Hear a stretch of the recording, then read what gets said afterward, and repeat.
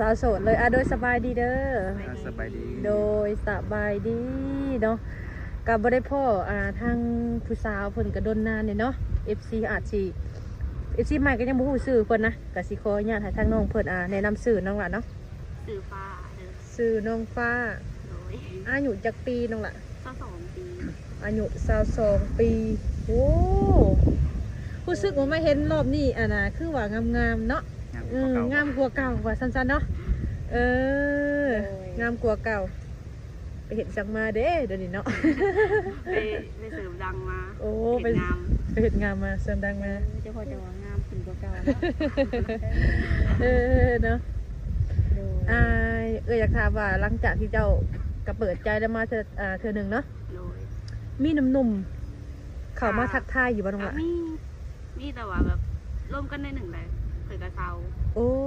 หายไปหลายคนแต่ทากับบัวตอบอีกแบบเงียบไปเลยนะผู้บ่าวได้ว่าใจดำแต่ผู้สาวงามปันนี้ยังว่าแสนฮาก็เงียบไปเลยเพราะกับบัวเข้าใจคือกันหลายคนมันต้องล่ะ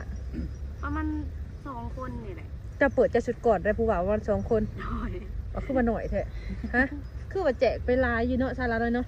จะแจกไปลายอยู่ไหมเปิดไปแจกไปอยู่นะแบบทัก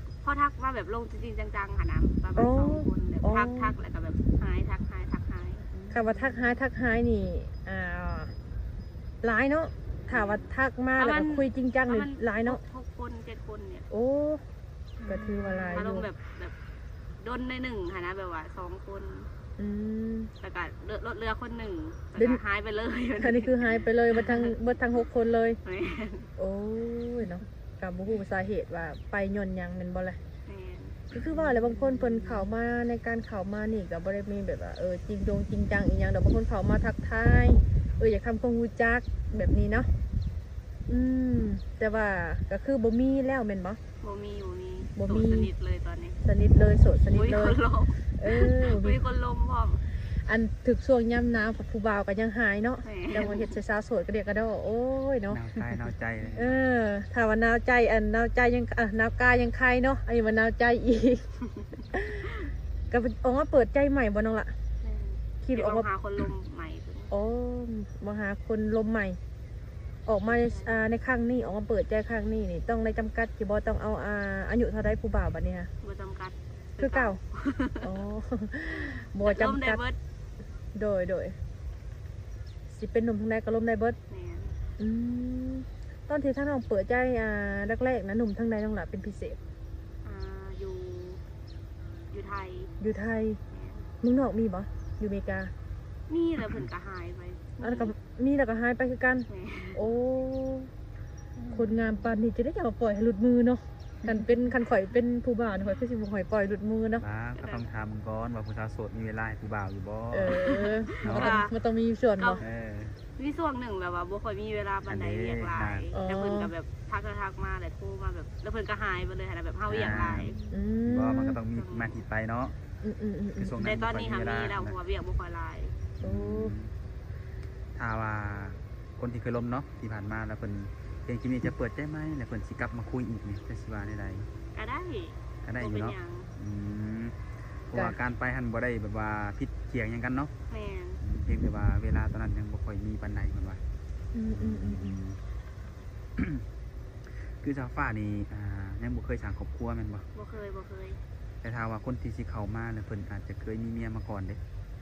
คือว่าลูกติดเด้บ่มีปัญหาอับได้เบิดเนาะยันมาต้องหาคนแบบว่าคนบ่เคยผ่านประสบการณ์คือกันประมาณนี้นะก็ได้อยู่เนาะเพราะว่าเป็นพอห้างพอหมายก็ได้เนาะโดยแต่ในเรื่องแบบว่าการออกมาหาคู่จริงๆน้องแบบจังไดแบบพร้อมสละโสดบ่หรือว่าอยากได้คนล้มซื่อๆแบบการล้มกันไปก่อนอะไรบ่เฮาเบิ่งใจกันมานะเบิ่งกันไปกันมาแต่ถ้าว่าถึงเวลาเหมาะสมก็ค่อยแต่งงาน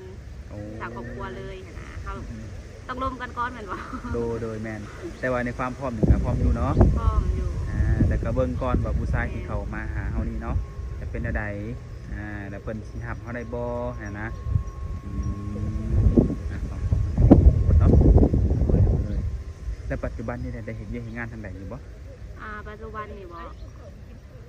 อาชีพหลักก็คืออันเฮ็ดเล็บจิ้วเป็นห้านของตัวเองบ่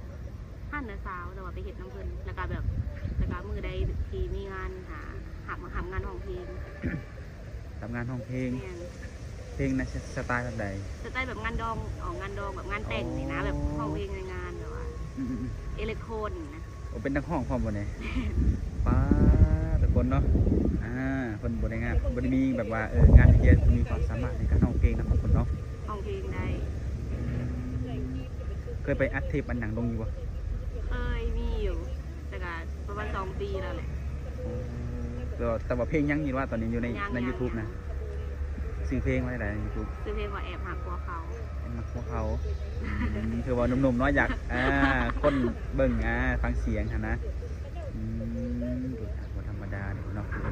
ใครอยากฟังกับเขาไปฟังได้เลยซื้อเพลงแอบหักกลัวเขา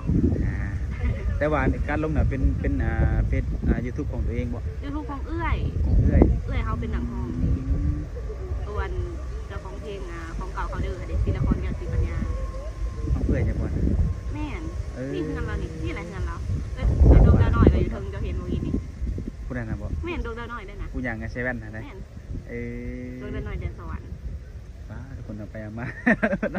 อยู่นี่เนาะก็คิดว่าเป็นคนแถวใกล้ๆผู้ใดใกล้ มัน จริง เป็นคนใกล้แต่ว่ามาอยู่เซนูแบบว่าดาวกับมาจากใจจำพรเลยเขากับคือดาวแขกเขามาเสาเงินอยู่นี่อันนี้หาเงินเสา โดยโอ้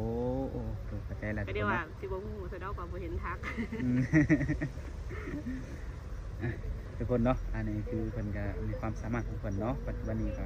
เฮ็ดเวียกเฮ็ดนี่ก็เฮ็ดเจลเนาะ เห็ดเล็ดเจล เห็ดเล็ดเจลเนาะ เห็ดน้ำเนื้อสาว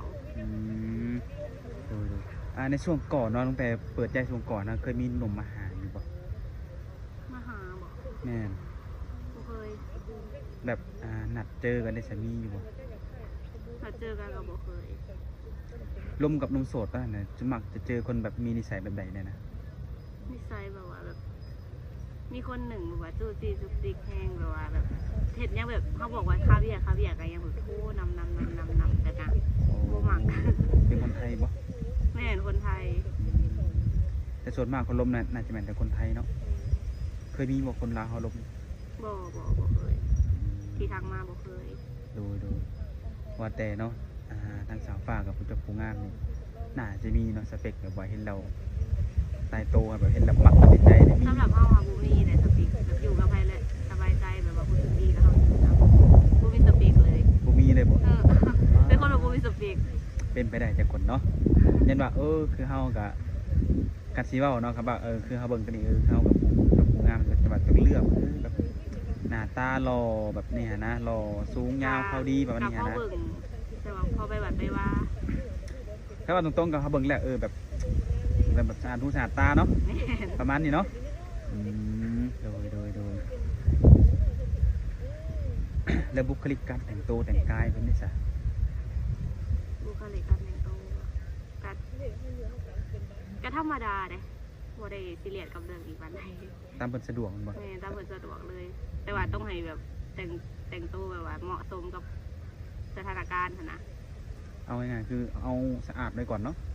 แม่น สะอาดงามหูงามตาไว้ก่อนเนาะถ้าเจอผู้ชายที่แบบว่าแบบกินเหล้ากินเบียร์ประมาณนี้นะเพิ่นเจ้าสิรับได้อยู่บ่ ที่เรากินเบียร์คันดุก็ว่าไปอีกอย่างหนึ่งแต่ว่าโดนๆกินทีหนึ่งแบบพอกับหมู่กับเพื่อนสังสรรค์งานนั้นก็ได้ ได้อยู่เนาะ ได้ เพิ่นได้อยู่ทุกคนเนาะ แต่ว่าคู่มือกับบ่ไหว้ได้ แน่นอนเนาะบ่มีไว้ถ้าเฮากินคู่มือเพิ่นก็สิบ่ไหวกันแหล้วเนาะ แม่น ก็ให้คิดจะว่าเอาอย่างเกินนี่ก็เอาใจเขามาใส่ใจเฮามันเห็นเนาะคนสูบยาดิ ก็ได้อยู่ ได้อยู่ยันว่าแพ้ควันยาบ่ได้แพ้เนาะ ได้แต่ว่าอย่ามาสูบใกล้ได้คันสูบแหละต้องไปสูบวันอื่นเพราะว่าหิว โอ้ได้อยู่แต่ก็เวลาจะสูบอาจจะย่างออกไปเนาะ แม่น เอาอย่างห่างหมู่วันนี่เนาะ แม่ คือมาห่างตัวเฮาก็ได้นะ แต่บ่ได้ให้คันสูบยาแต่ว่าอย่าสูบใกล้ โอ้ หิว แม่นก็ยังดีอยู่เนาะอย่าละคิวแล้วบ่มักเราบ่เอาเลยยันว่า บ่ถึงขนาดนั้น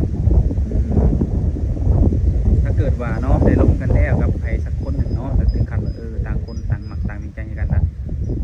แต่ว่าแล้วเพิ่นสิมาขอให้ไปอยู่นำได้ ก็ได้บ่มีปัญหา แต่ว่าต้องถาเวลาก็ได้ว่า3 เดือน 6 เดือนเพราะว่าเฮาสิได้เคลียร์กับพ่อแม่เขาก่อนนะเว้ากับพ่อแม่เขาก่อน ดูแน่นอนตัวนี้เนาะแต่ คือความหมายอนาคตนี่เราสามารถไปอยู่นำสามีได้บ่ไปอยู่ปักหลักเลยได้บ่ ได้แต่ว่าต้องได้เที่ยวไปเที่ยวมาหาพ่อแม่ได้ แม่นอาจจะไปอยู่น้ำเพิ่นแต่โดนๆแบบมาเยี่ยมพ่อแม่จัง แม่ ซี่นะ เดือนประมาณ2-3 เดือนเทื่อหนึงก็ยังดีเดือนละเทื่อก็ยังดีนะ โดยถือว่าสามารถแต่งงานเอาเพื่อนได้เนาะ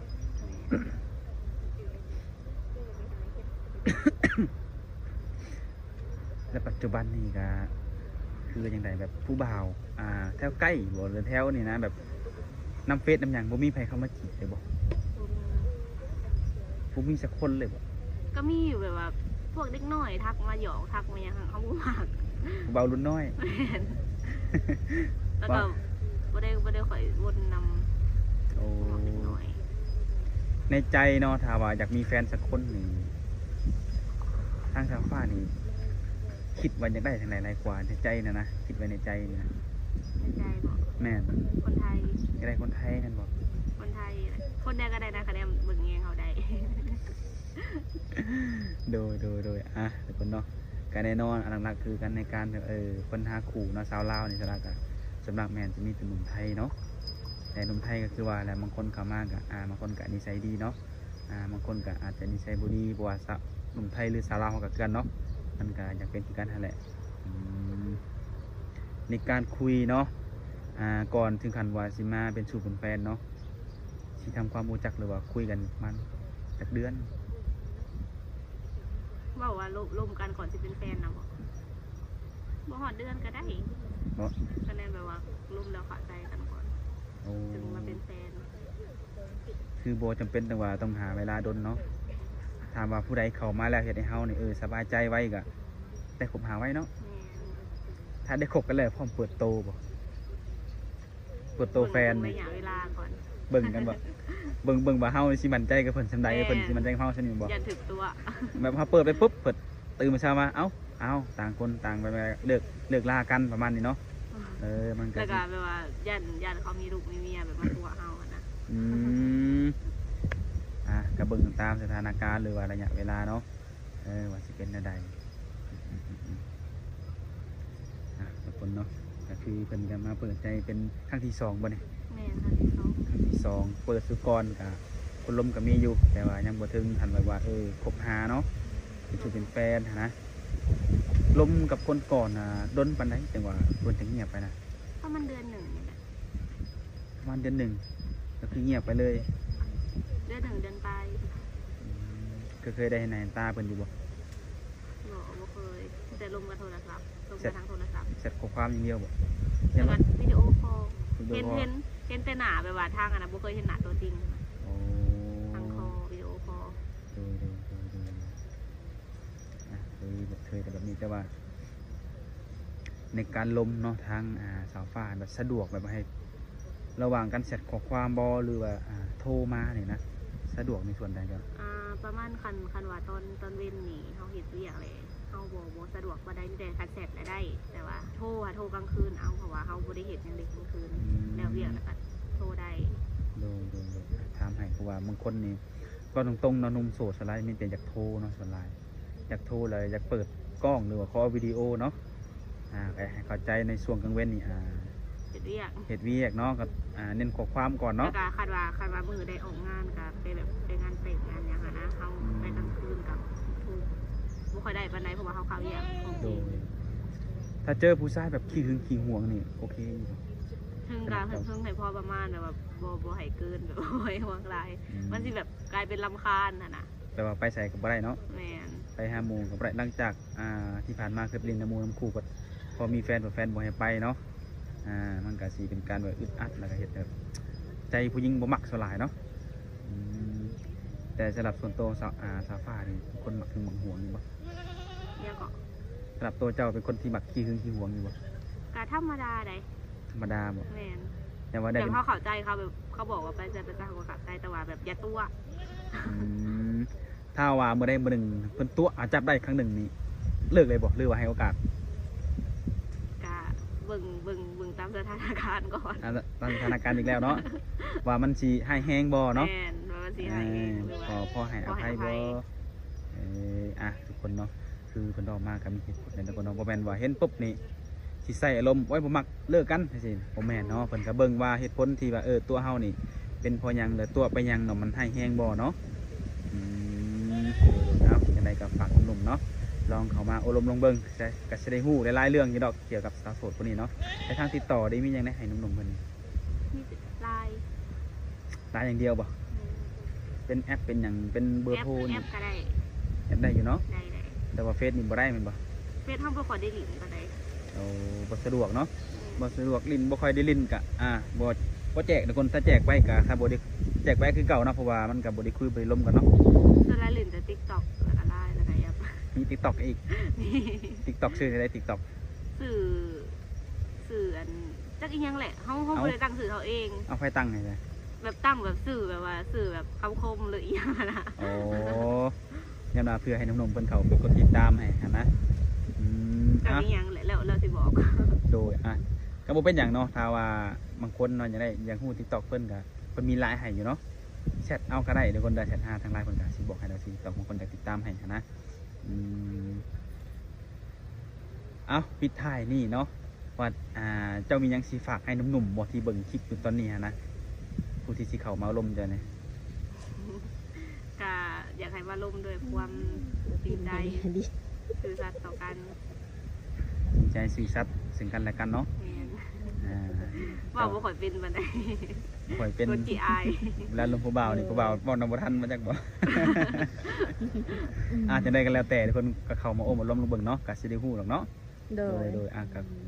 ผิดไทยนี่ก็ขอให้ทางสาวฟ้าเนาะสมหักสมหวังเนาะกับคนที่ดีพร้อมว่าซั่นซะ โดยแบบ แล้วคนที่แบบว่าพร้อมที่จะทุ่มเทแล้วก็หักเพียงเจ้าคนเดียวประมาณนี้นะเนาะทางเฮาก็คือสิคุยอย่างหลายก็สิได้ขอยินดี